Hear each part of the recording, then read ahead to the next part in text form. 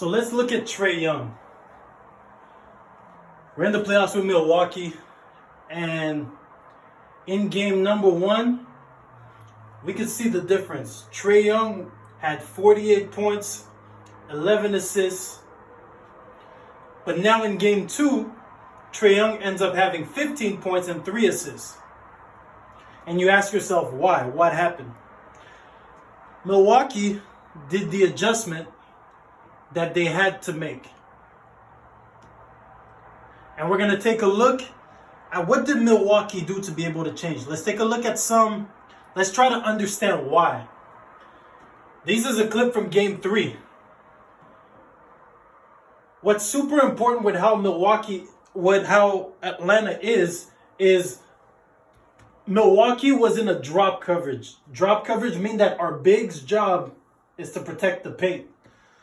So if we take a look at how they're playing Trae Young off of this, it is easy for a player who's 6'1" to be able to make the reads from all the way out there. So now Trae Young just have to make a mid. Once my player gets hit, I just got to be able to make that read. And you see Trae Young has that little teardrop that he's mastered. Here's another situation. Gets down into the lane, teardrop again. We're too late to recover. He makes him pay.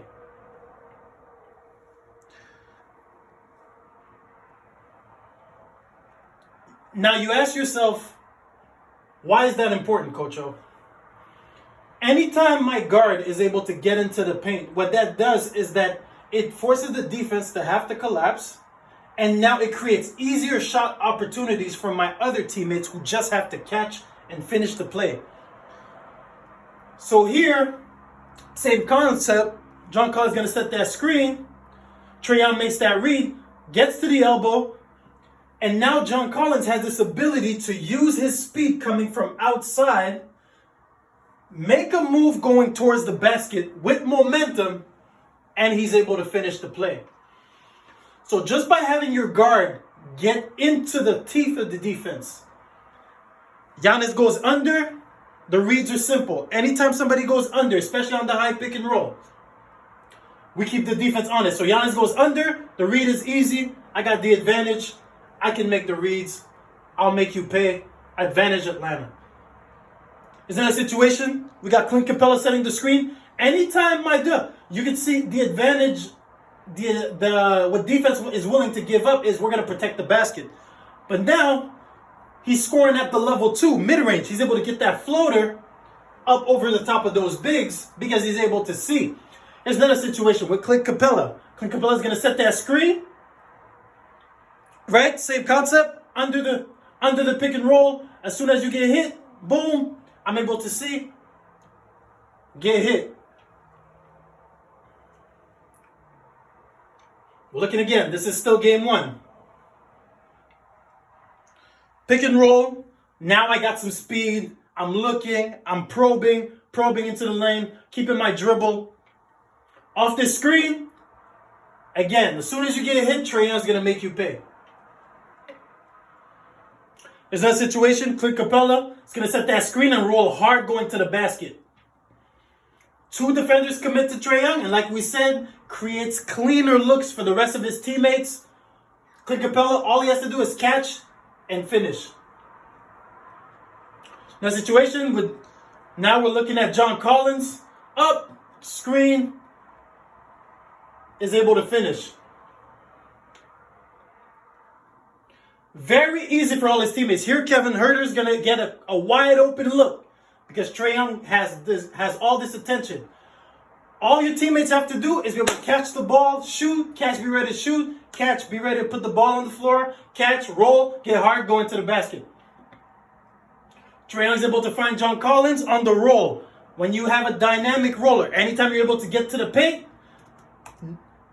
we're too worried about Trae Young. We allow John Collins to roll hard with his momentum going to the basket, and he's able to finish.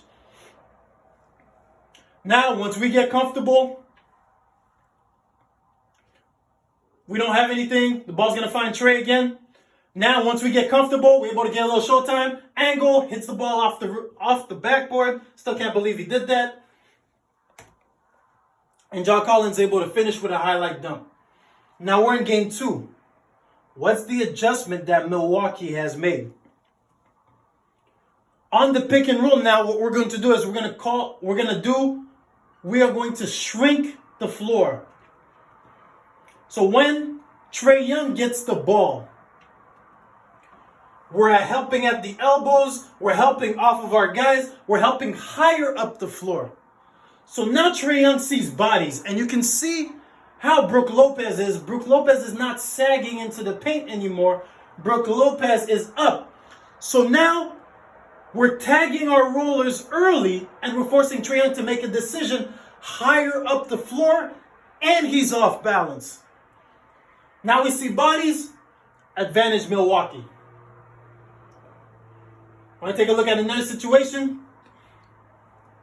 Trae Young's going to get that ball off this screen. We could see PJ Tucker. We're making Trae Young see a wall. So PJ Tucker is up here, forcing Trae Young to make a decision. Either helping early, either we're going to give it up, or he's going to have to make a pass to Clint Capella way away from the rim, force him to make a decision where he doesn't just have to catch the ball and lay it up. Now we're here, we're seeing a crowd of bodies. Strain, Milwaukee has length at the rim, advantage Milwaukee. Here off the screen,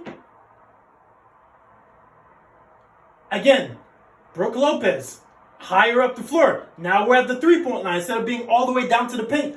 So now Trae Young's not able to have his speed going towards the basket and have a little floater. So we're seeing bodies, we're backing up, and we're closing up that pocket, making it hard for Trae Young to pass because now Trae Young is seeing bigger bodies because Milwaukee has the advantage with the length on defense. Here, same concept. We're up here, very high up the floor where we can contest the three. He doesn't have those clean looks from three. Now Trae has to make a decision. But again, Milwaukee, length at the basket. It's a little adjustment that Milwaukee did that forced Atlanta to not have the clean looks that they got in game 1. Off the screen, we're higher up the floor. Same concept. We see Chris Middleton dig out the ball. Pay attention to Chris Middleton. We're up. Once he uses that, we're going to show. He's showing. Get back to his man. Forcing Trae Young to have to make a play off balance. Now, what does that do? Milwaukee's rotations shorten. So now it's easier for us to contest these shots. With the short passes, our rotations are short and we can contest the shots and not give up a higher percentage. Now we're here. Now we're forcing everybody else to have to make, and this play summarizes everything that happened. We force everybody else to have to become playmakers. So by limiting Trae Young to get to the paint, you automatically take off this ability of the other guys to just be able to catch and shoot. So now everybody else has to take more responsibility. So now we're forcing other guys to have to make plays. Doesn't work. Boom. Now we're into shot clock. Late shot clock. We're contesting. PJ Tucker is able to show those hands, and they get into Trae Young's body and force him to give it up. So the adjustment, we're going to play Trae Young a little bit higher up the floor. We're going to shrink the floor. We're going to make him not throw on-target passes. We're going to show as much length as possible, take the advantage. That's the adjustment for Milwaukee. Chess, not checkers.